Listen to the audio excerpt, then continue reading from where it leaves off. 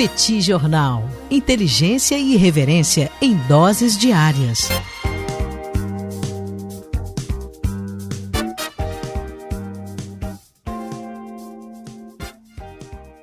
Olá, gente. Bem-vindos, bem-vindas ao Petit Jornal. Esse é o bate-papo 943. Estamos gravando numa live no YouTube do Petit Jornal. São exatamente 21 horas e 27 minutos da segunda-feira, 6 de outubro de 2025. Cá está a dupla de costume, a dupla que você conhece de cor.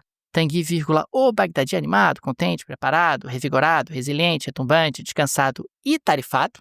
Mas hoje com muita esperança. E temos também Daniel Souza, que é esse que vos fala. Ao longo dos próximos minutos, vamos repercutir os principais acontecimentos internacionais das últimas horas. Como vai, professor Bagdadi? Tudo bem? Vamos a isso? Tudo bem, Daniel Souza. Vamos lá para esse bate-papo 943, voltando ao nosso horário tradicional aqui, por volta de 20 horas, 21 horas, aliás, né? São agora 21 horas e 28 minutos. Daniel Souza deixa as boas-vindas a você, Daniel Souza, e a todo mundo que nos ouve aqui, seja nessa live no YouTube, seja quem escuta a gente pelo podcast. Um prazer estar aqui mais uma vez com vocês. E Daniel Souza, na abertura da Assembleia Geral, nós tivemos aquela surpresa, né, que ninguém imaginava, ninguém no planeta Terra imaginava que Donald Trump ia ser extremamente amistoso com Lula, que os dois iam se encontrar ali na Assembleia Geral, né, iam se encontrar nos bastidores e tal. E falaram, portanto, sobre o encontro que poderia acontecer na semana seguinte. Não aconteceu na semana seguinte, é verdade, mas finalmente os dois conversaram pela primeira vez, de forma direta, né? Depois daquele encontro, se encontraram hoje virtualmente, né? Então tiveram um encontro aí por videoconferência e aparentemente tiveram bastante assunto, como já era de se imaginar. Naturalmente, Daniel, o tema que foi levantado pelo presidente Lula foi a questão das tarifas de 40%, né? Quer dizer, a sobretaxa de 40%, né? A taxa básica, todo mundo já meio que se acostumou, né? De 10%, para o Brasil tá em 50%, então teria uma sobretaxa de 40%, né? Eu queria te ouvir daqui a pouquinho sobre isso.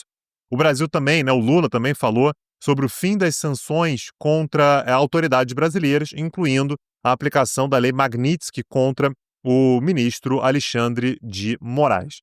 O que foi mais interessante, na verdade, Daniel, para além disso, foi tudo que todos os indícios que a gente teve, né? Então, segundo a nota que foi soltada pelo Itamaraty, os dois presidentes trocaram telefones, né? Ou seja, eles passam a ter a possibilidade de um contato mais direto entre eles e falaram, né? Isso aparentemente foi um assunto bem importante da conversa de hoje, sobre a possibilidade deles se encontrarem presencialmente. Foi o Lula que sugeriu, que foi bem recebido pelo Trump, aliás.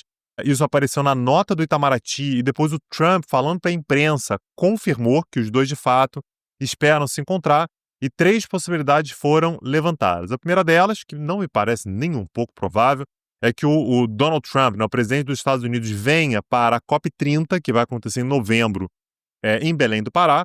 A outra possibilidade, essa parece um pouco mais forte, é que os dois se encontrem às margens da cúpula da ASEAN, né, que é aquela integração do Sudeste Asiático. A cúpula desse ano vai acontecer no fim de outubro, em Kuala Lumpur, na Malásia. Então, aparentemente, essa é uma possibilidade mais forte. Lembrando que nem o Brasil nem os Estados Unidos fazem parte da ASEAN, mas os dois podem ser convidados. Enfim, aparentemente, haveria uma intenção dos dois se encontrarem nessa ocasião. E falaram também sobre a possibilidade do presidente Lula ir aos Estados Unidos. Quando o Trump foi perguntado sobre isso, ele inclusive disse que sim, existe o plano do Lula ir aos Estados Unidos, e que ele, a qualquer momento, poderia vir ao Brasil também. Para além da nota do Itamaraty, Daniel, a gente teve a fala do próprio Trump à imprensa, né, como eu já falei aqui, e o Trump foi também para a Truth Social, né, que é a rede social dele, e ele disse, abro aspas aqui, discutimos muitos assuntos, mas o foco principal foi a economia e o comércio. Teremos novas discussões e nos encontraremos em um futuro não muito distante.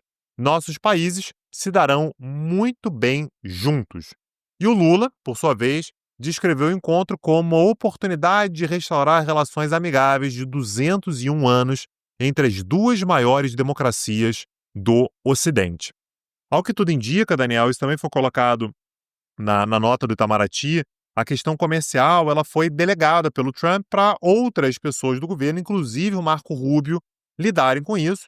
Então a gente teve um encontro que envolveu várias autoridades, o próprio Marco Rubio estava nessa videoconferência, assim como o Geraldo Alckmin, né, o vice-presidente brasileiro, Mauro Vieira, né, o chanceler, Fernando Haddad, né, ministro da Economia, Sidônio Palmeira e Celso Amorim, né, que é o principal assessor do Lula para a política externa.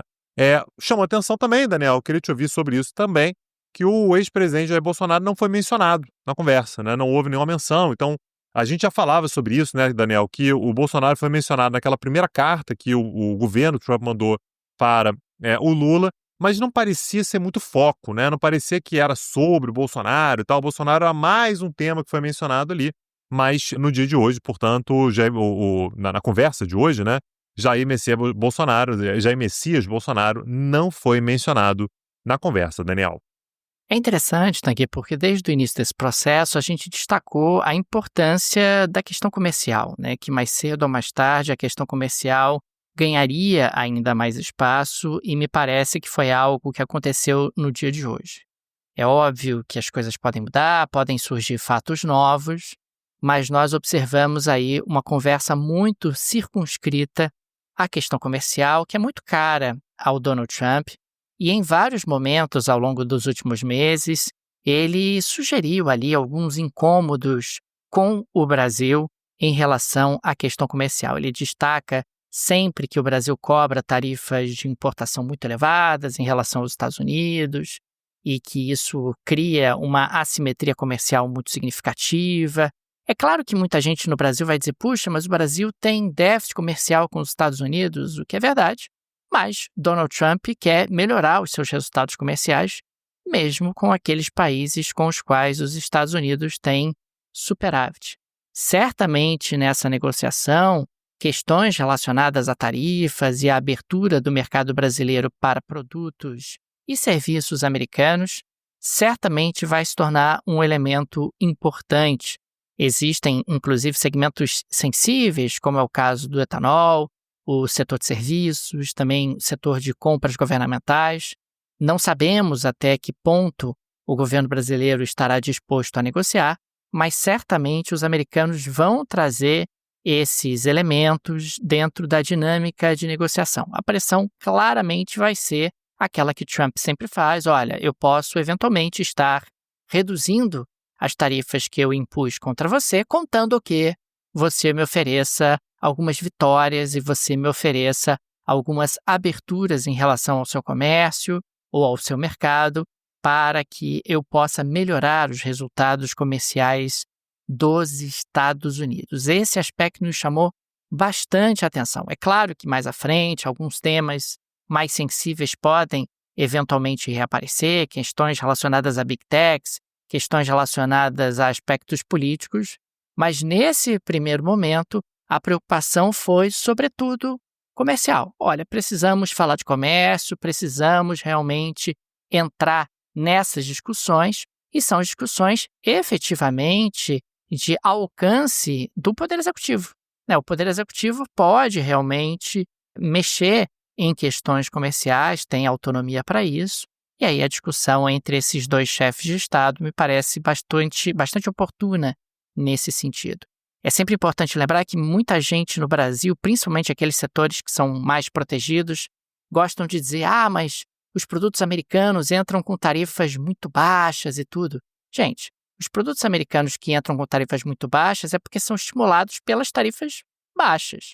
Mas existe uma grande gama de produtos que não entram ou entram numa quantidade muito pequena porque as tarifas brasileiras são relativamente elevadas e são justamente esses setores que acabam incomodando os Estados Unidos e que acabam sendo aí alvo dessa cobiça americana ou dessa expectativa americana no que diz respeito a uma dinâmica de negociação comercial. E nessa questão que você falou, Daniel, de oferecer vitórias, né, para os Estados Unidos, uma coisa que foi sinalizada hoje pelo presidente Lula é a possibilidade de colocar na mesa de negociações os minerais críticos, né, o que levou muita gente no Brasil meu Deus, mas essa é uma concessão que não deveria ser feita e tal.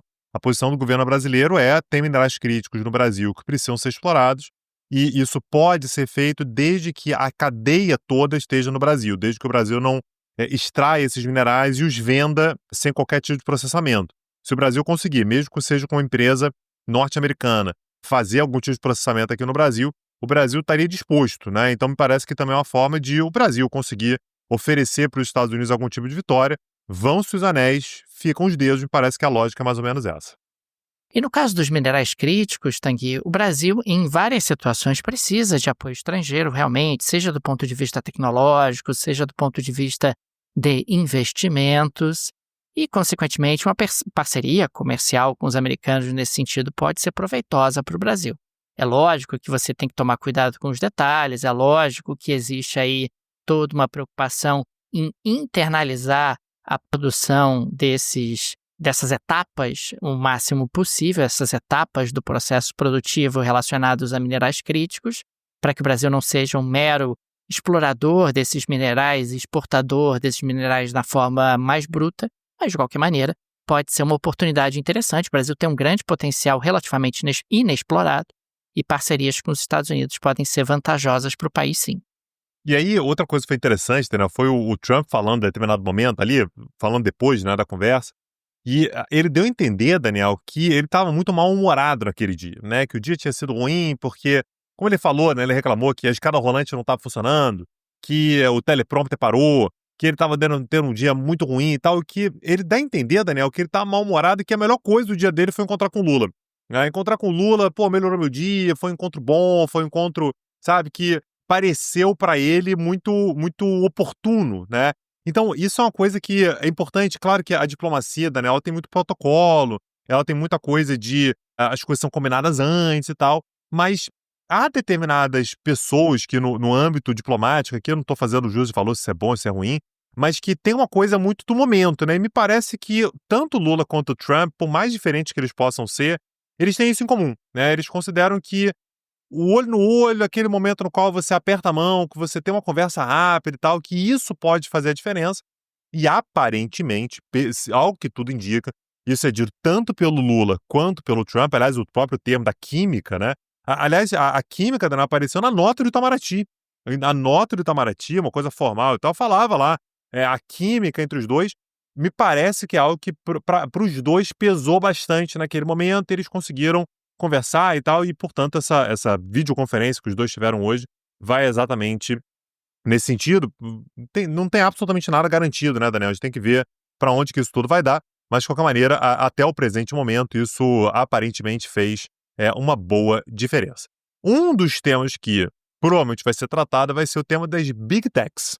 E você que está me ouvindo, se você ouve a palavra Big Tech e você fica pensando que vão querer roubar os seus dados, você está correto, né? E você tem uma maneira, inclusive, de evitar isso, que é utilizando uma boa VPN. E eu não tenho uma boa VPN para te indicar, não. Tenho uma ótima VPN para te indicar, que é a NordVPN. É uma dica imperdível para você que está sempre acompanhando aqui o Petit Jornal, que está sempre na internet, como, aliás, todos nós estamos, que é a NordVPN, que te permite acessar a internet a partir de mais de 5.000 servidores ao redor do mundo e garante uma camada extra de proteção para o seu computador, para o seu celular, para qualquer equipamento que você tenha que tenha acesso à internet. Então, a maneira que você tem de garantir a sua privacidade, de garantir que você não seja rastreado, de garantir, inclusive, que você tenha acesso a sites que não estão no Brasil ou no país no qual você esteja. Isso é relativamente comum. Aliás, tanto eu como o Daniel, quando a gente viaja, por exemplo, a NordVPN, para a gente ela é fundamental. Às vezes você está em outro país e quer acessar um site no Brasil e não consegue.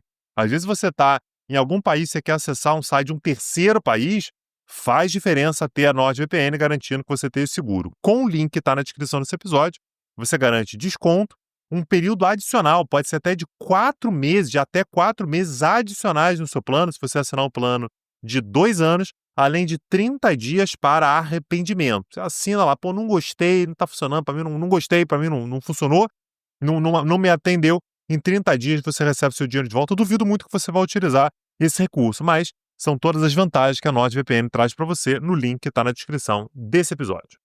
Tanguy, recentemente eu estive em viagem pelo Cáucaso e a NordVPN me salvou em vários momentos. Além de oferecer uma proteção aos meus dados, eu fiquei muito impressionado com a versatilidade dela e com a capacidade que ela teve de proporcionar o acesso a uma série de informações, plataformas e situações que eu precisava e que não estava conseguindo através dos meios tradicionais. Então, fica a dica para os nossos amigos e amigas do Petit Jornal, link no descritivo desse episódio, condições especialíssimas. Conheça o trabalho da NordVPN, tenho certeza que você vai gostar demais. Daniel Souza, como próximo tema, eu queria falar sobre o Japão. Eu trouxe aqui, em algum episódio do final da semana passada, que existia a possibilidade de o Japão ter a sua primeira-ministra da história, né? Nunca uma mulher foi primeira-ministra do Japão, e naturalmente isso tudo depende da eleição, né? Da escolha do novo líder do Partido Liberal Democrático, que é o PLD. Nesse episódio, inclusive, Daniel, eu chamei a atenção que o PLD tem 70 anos, ele foi criado em 1955, e o partido esteve à frente do país ao longo desses 70 anos em 66 anos. Ou seja, é disparado o partido mais poderoso do Japão, está passando por um período de crise, o que inclusive levou à renúncia do último primeiro-ministro, que era o Shigeru Ishida, e, portanto, ao longo dos últimos dias, estava-se na expectativa sobre quem é que seria apontado como novo líder do PLD e que provavelmente será apontado como novo primeiro-ministro. Pois bem, Daniel, no último fim de semana, esse mistério, né, esse suspense, foi encerrado e a conservadora, ou seja, a primeira mulher que pode chegar no cargo, a conservadora Sanai Takaichi, de 64 anos, foi eleita líder do Partido Liberal Democrata. Ela não é primeira-ministra ainda. Essa escolha deve acontecer no dia 15 de outubro, ou seja, daqui a alguns dias, mas existe uma enorme possibilidade da Takaichi se tornar a primeira-ministra da história do Japão. Só para a gente ter uma noção do perfil dela, né, ela pertence à chamada linha dura do PLD, que acredita que a razão pela qual o PLD implodiu, essa perda de popularidade e tal, é porque perdeu contato com o seu DNA de direita. Então ela tem uma lógica muito que o PLD ele acabou se movendo muito para o centro e tal. O PLD tem que ser um partido de direita. Ela é uma pessoa que é muito influenciada, inclusive, pelo Shinzo Abe, né? Então o ex-primeiro-ministro, naturalmente, do PLD, que foi assassinado recentemente. Então essa é a grande inspiração dela. Antes dela de entrar na política, Daniela Takaichi, ela foi apresentadora de TV, foi um momento no qual ela ganhou alguma popularidade, e ela é conhecida também por tocar bateria em uma banda de heavy metal, Daniel Souza. Então, aí uma senhora de 64 anos, conservadora raiz, e que toca numa banda de heavy metal. Então, tudo isso acabou construindo em torno dela, Daniel, uma imagem meio exótica, né? Um negócio que a gente não está muito acostumado a ver. E ela promete, na área econômica, Daniel, eu queria te ouvir sobre isso também, retomar o modelo econômico do Shinzo Abe, né, chamadas Abenomics. Confere, Daniel Souza? Confere, as Abenomics na prática envolvem estímulos fiscais bastante robustos com o objetivo de impulsionar o crescimento econômico japonês. É importante lembrar que o Japão ele acaba tendo um crescimento relativamente lento, é uma economia muito madura e é um país que tem problemas para aumentar a sua taxa de consumo, tem níveis de poupança muito altos e consumo relativamente reduzido.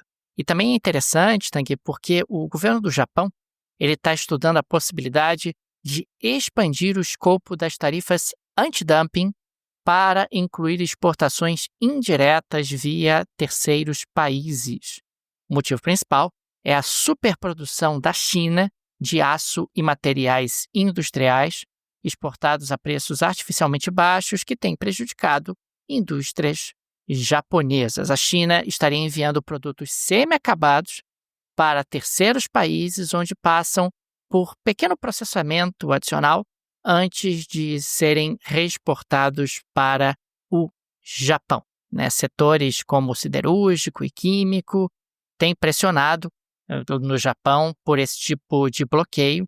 Aliás, a própria OMC permite tarifas anti-dumping para compensar preços injustamente baixos que prejudiquem as indústrias locais. Tem muita gente reclamando desse excesso de capacidade industrial dos chineses e da comercialização de produtos excessivamente baratos por conta disso, por conta realmente dessa redução que os chineses são capazes de praticar em relação aos seus preços, o que poderia ser caracterizado como dumping. É algo que o Japão não é o primeiro país, ou melhor, não seria o primeiro país a fazer. O Japão, inclusive, está utilizando como referência para a construção dessa proposta, dessa peça orçamentária, o sistema da União Europeia, que usa parâmetros semelhantes e tem enveredado esforços para tentar impedir a expansão muito significativa das exportações de produtos chineses com preços excessivamente reduzidos. E falando ainda sobre a União Europeia, Tanguy, eu trouxe uma notícia que eu tenho certeza que você vai gostar. A gente falou aqui no Petit Jornal, não tem muito tempo, sobre a possibilidade de ativos russos serem confiscados e serem enviados para a Ucrânia. Aliás, essa ideia tem circulado na União Europeia há bastante tempo. Uma parte importante das reservas internacionais da Rússia estavam aplicadas na União Europeia e depois que começou a guerra contra a Ucrânia, essas reservas internacionais russas acabaram sendo congeladas. Pois bem, no dia de hoje, a Christine Lagarde, que é a presidente do Banco Central Europeu, ela disse algo que nós já dissemos aqui no Petit Jornal, Tanguy, que é o seguinte, gente, com todo respeito, mas essa ideia de pegar os ativos russos e mandar para a Ucrânia é meio ilegal. É meio ilegal. Diante disso, eu tenho uma ideia aqui, tenho uma ideia muito melhor. Por que a gente não faz o seguinte? A gente pega, Tanguy, na prática, os ativos russos, tá?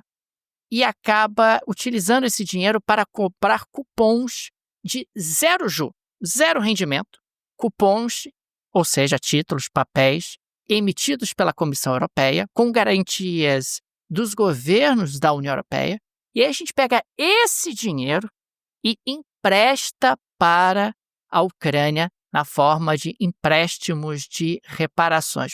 Tanguy, como eu posso dizer isso? Isso não é confisco, isso seria apenas uma aplicação forçada em títulos europeus que seriam utilizados para ajudar a Ucrânia no seu processo de reconstrução. Aplicação forçada com rendimento zero, né? Não teria qualquer tipo de rendimento e, nesse sentido, a União Europeia poderia criar aí um mecanismo que não fosse assim ilegal, como chegou a ser ventilado em várias oportunidades, até por lideranças importantes do bloco europeu.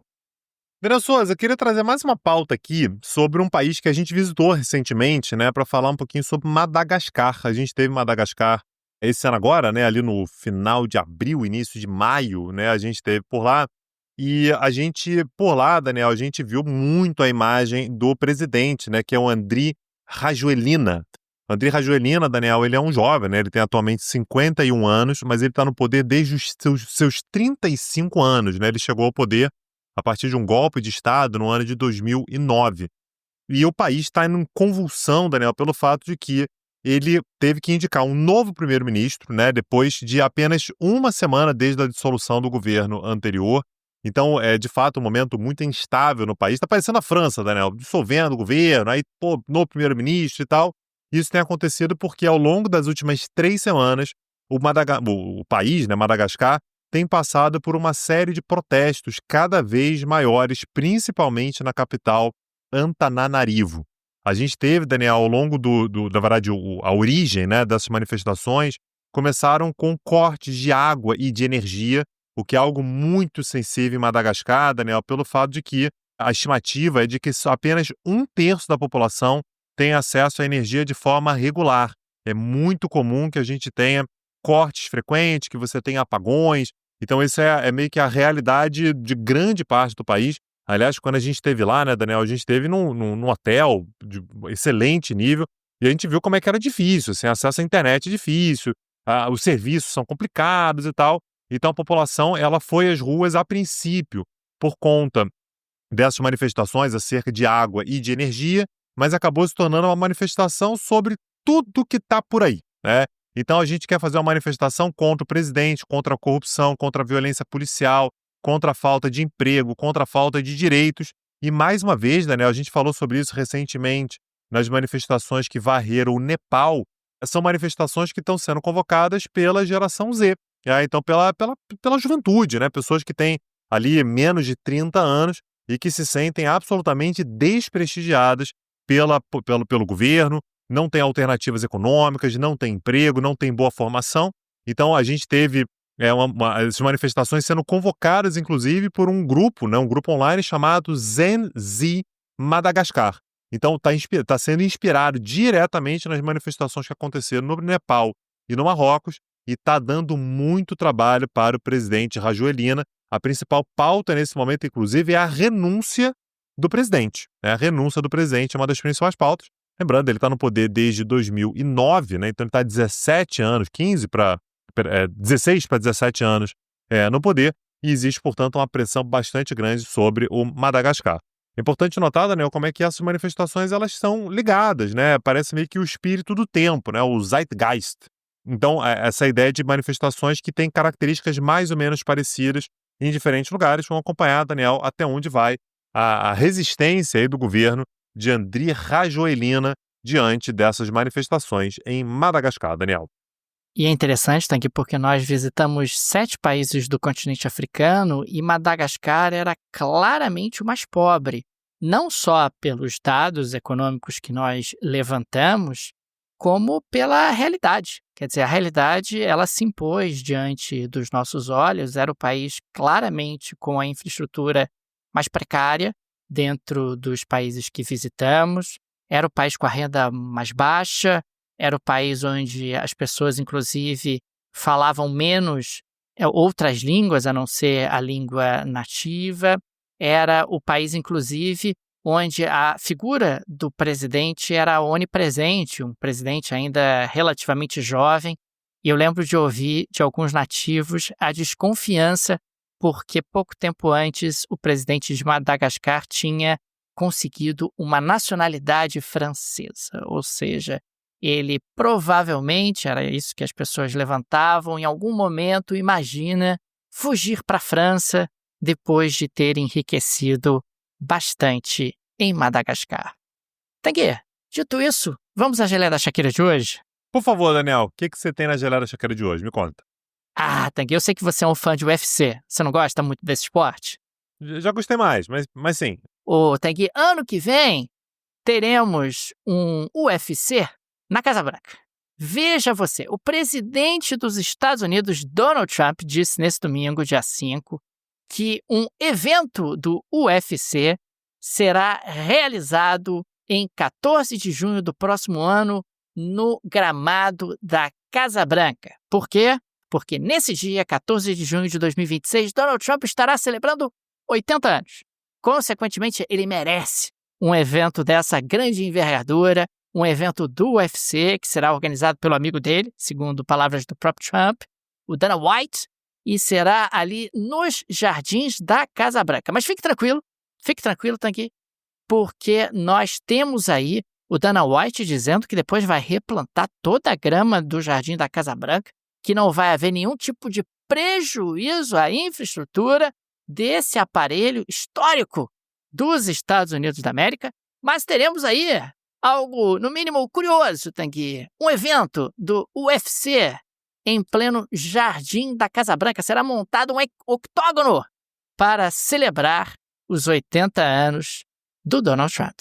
O Daniel Souza, conhecendo o Donald Trump, a chance dele dizer que quer lutar, que ele é um excelente lutador, que ele é o melhor lutador que já teve por aí. Eu sou um grande lutador, vocês não sabem, mas eu sou um grande lutador. Eu fiz grandes lutas.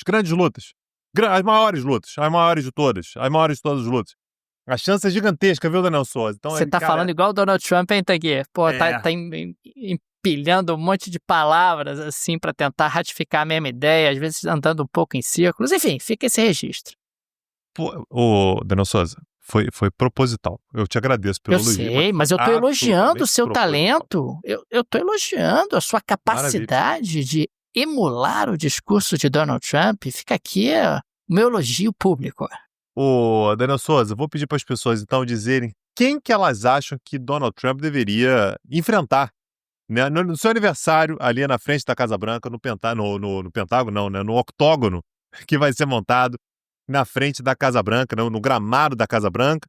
Deixem aí sugestões, que vai ser muito entretenimento. Aliás, eu tenho a impressão, Daniel, que a missão de Donald Trump é gerar geleia da Shakira, né? Tem gente que diz, inclusive, que foi a gente que contratou Donald Trump só para gerar entretenimento aqui pro Petit Jornal. A gente não confirma e não nega. E, aliás, Daniel, fica também o convite para todo mundo que quer conhecer geleias da Shakira com Donald Trump e tal, que amanhã, nessa terça-feira, 7 de outubro, às 19 horas, Ah, mas eu não vou poder e tal. Vai ficar gravado também. Teremos uma aula gratuita do Petit Jornal, no canal do Petit Jornal do YouTube, naturalmente, sobre Donald Trump e Nicolás Maduro. Então, deixa eu falar um pouquinho sobre essa relação, Daniel, entre Estados Unidos e Venezuela. Como é que Estados Unidos e Venezuela constituíram essa relação com o passar do tempo e por que Donald Trump está tão fissurado em Nicolás Maduro. Está dizendo na verdade está dizendo que ao longo dos últimos tempos vem bombardeando navios que partem da Venezuela em direção aos Estados Unidos, carregados de drogas, vem sugerindo inclusive uma mudança de regime e tal. Tudo isso a gente vai falar na aula dessa terça-feira, 7 de outubro, às 19 horas, no canal do Petit Jornal no YouTube. E fica o pedido, né? Se você não segue a gente ainda, se não curtiu ainda o canal do Petit Jornal no YouTube, acessa lá, né? Segue a gente porque pra gente faz muita diferença. Fica também o nosso agradecimento aos apoiadores e apoiadoras do Petit Jornal, vocês que ajudam a manter esse projeto de pé. Fica o nosso carinho, nosso abraço, o nosso muito obrigado a cada um de vocês. O Petit é uma mídia pequena, não tem nenhum conglomerado por trás, nenhuma produtora por trás, e por isso a ajuda dos nossos apoiadores é tão importante, por isso registramos aqui o nosso agradecimento a cada um deles. Eles acabam sendo fundamentais nessa nossa caminhada. Fica também o convite. Se você gosta do nosso projeto, se ele faz diferença na sua rotina, considere nos apoiar. No descritivo desse episódio tem várias alternativas. Tem a chave Pix para apoiar o Petit Jornal, petjornal.pj@gmail.com, uma forma prática e instantânea de apoiar o Petit. Dá, inclusive, para ativar o Pix recorrente. Tem também o link para o Apoia-se e o link para o Patreon. Tenho certeza que uma dessas alternativas será confortável para você. Daniel Souza, amanhã estamos de volta, amanhã tem aula gratuita e tem bate-papo logo depois. Nos vemos, um abraço e até a próxima. Valeu! Tchau, tchau! Petit Jornal. Inteligência e irreverência em doses diárias. Acesse www.petitjornal.com.br.